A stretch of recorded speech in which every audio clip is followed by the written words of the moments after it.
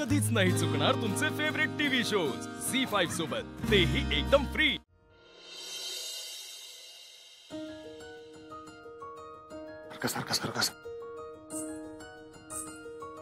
आज लवकर उठलास? हा, नाही लय लवकर नाही, अर्धा तास लवकर उठलो। आज फॅक्टरी जायचं ना लवकर, तिकडे ते दहीहंडीचं।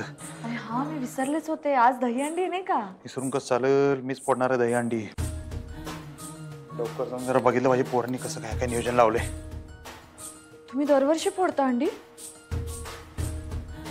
हा, दरवर्षी लय मोठं नियोजन असते। किती तर असतात हो। मी काय म्हणते, तुम्ही नका जाऊ, तुम्ही नका रिस्क घेऊ।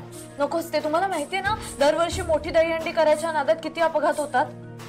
अहो टेन्शन घेऊ नका, निष्काळजीपणे काही सुद्धा करणार नाही, सगळी सेफ्टी काळजी घेऊन करणार। बरं चला, लय फोन यायला लागले पोरांचे, मला पळलं पाहिजे आता। ठीक आहे, थांबा थांबा थांबा, मी पटकन पूजा करून घेते, चहा नाश्ता करा आणि मगच। अजिबात नको, मला आता लेट झालाय, मी जातो, पहिल्यांदा पळतो। मी तुमचं काही ऐकून घेणार नाही, तुम्ही दरवेळी असंच करता। बाहेर खातो म्हणता, बाहेरही खात नाही, घरी खात नाही। हो ऐका, मस्तीन नाही हो, काय ऐकणार।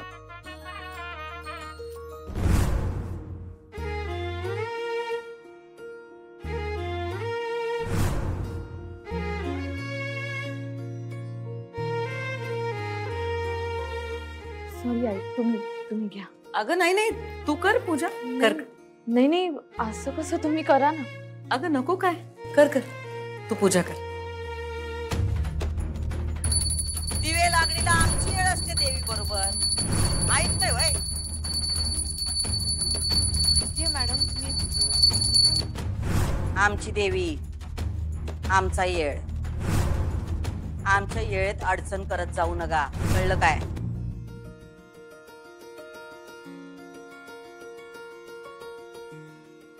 काय ग, काय झालं? काय नाही, कर ना पूजा। अहो पण पूजेचा मान तुमचा ना। अगं तू पूजा केलीस काय, मी केली काय? देवीची पूजा होणं महत्वाचं आहे। पण असं तुम्ही असताना नाही ग, असं काही नसतं। तू पुढची पिढी आहेस, हा? सगळ्या रीती, सगळ्या परंपरा तुला सांभाळायच्या, त्यामुळे आता हा मान तुझा आहे, कर। पण आई, तुम्ही इथे असताना असलं काही वाटून घेऊ नकोस, देवीची पूजा होणं महत्वाचं आहे।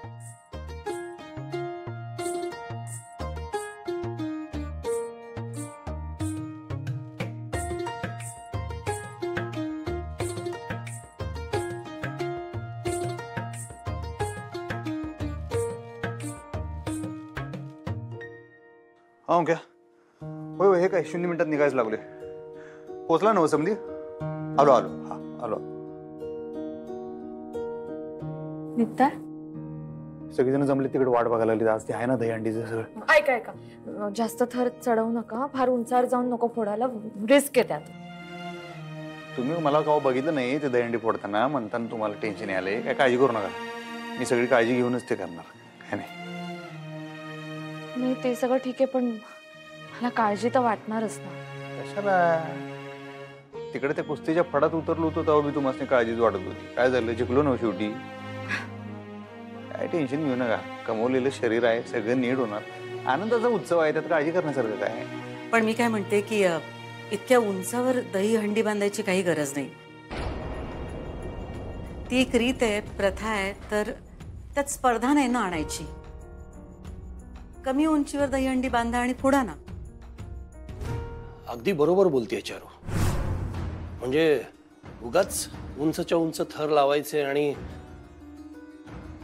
रिस्क घ्यायची, हे कशाला ना अक्षरा? काही गरज नाहीये। अगदी एक दोन थर लावून सुद्धा आपल्याला उत्सव साजरा करता येतो। म्हणजे लावले उंचच्या उंच थर आणि ते फोडताना काही देऊ न करू काही झालं तर ती जबाबदारी कोणाची? आणि अक्षरा, मी हे बोलतोय याचं कारण मला कळलंय की यावर्षी काहीतरी खूप मोठा प्लॅन आहे दहीहंडी साजरा करण्याचा, म्हणून तुम्ही सांगा आता यासनी, आमच्या भानगडीत पडत जाऊ नका। तुम्ही सांगा चांगल्या भाषेत, तुम्हाला जसं जमते तसं, मी काय सांगायला जात नाही। सगळी पूर्वतयारी केल्याशिवाय तो कार्यक्रम करायला मी काही येणार नाही आहे। तिथे ॲम्ब्युलन्स सुद्धा ठेवलेली आहे, कशाला टेन्शन घ्यायला तुम्ही? अरे पण अधिपती, अपघात काय सांगून होतात का? मी तर म्हणते तू इतक्या वरती चढून दहीहंडी वगैरे फोडायची काहीच गरज नाहीये. तू जाऊच नकोस तिकडे. आपण घरच्या घरी दहीहंडी बांधू आणि तू फोड ना ती. रीतच तर पाळायची आहे ना.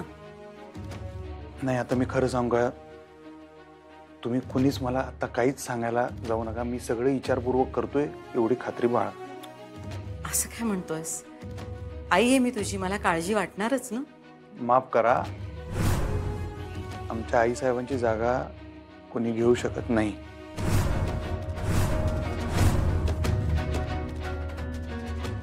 मी जरा आलेच. अधिपती, अधिपती प्लीज. झालं, आला काय तुम्ही माग? आलात का म्हणजे? कसं बोललात तुम्ही त्यांच्याशी? काय बोललो? अहो, त्या तुमच्या काळजीपोटी काहीतरी सांगत होत्या, असं तोडून बोललात तुम्ही. आई आहे बघा, हेच मी सांगतोय. माणसाला एकडाव सांगितल्यावर कळलं पाहिजे, लईतलई दोनदा. तुम्ही तिसऱ्यांदा आता परत बघा, तुम्ही त्यांची आणि आई साहेबांची तुलना करायला जाऊच नका. मी तुम्हाला परत एकदा सांगतो. तुम्हाला खोटी वाटते का हो त्यांची काळजी? नाही, खरं तर तेवढी एकच गोष्ट शेम वाटली मला. आमच्या आई साहेब बी काळजीपोटी असंच म्हणायच्या.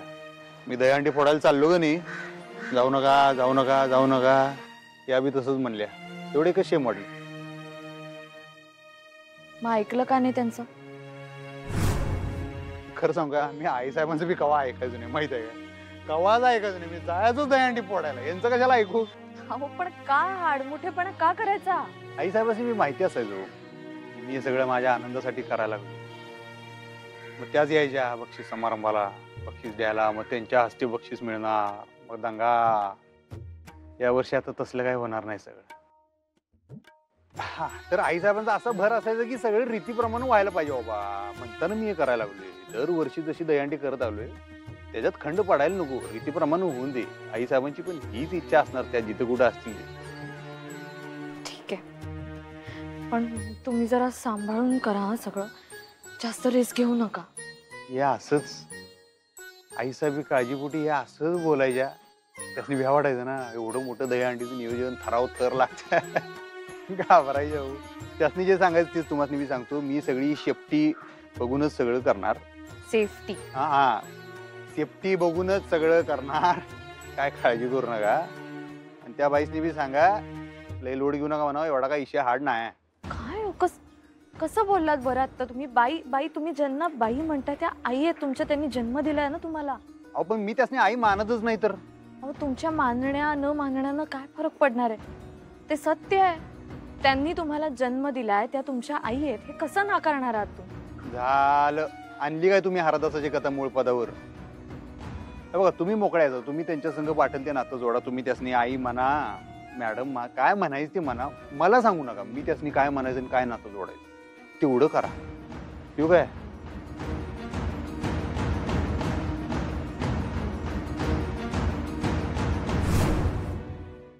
झी5 ॲप डाउनलोड करा आणि पहा सर्व एपिसोड्स एकदम फ्री.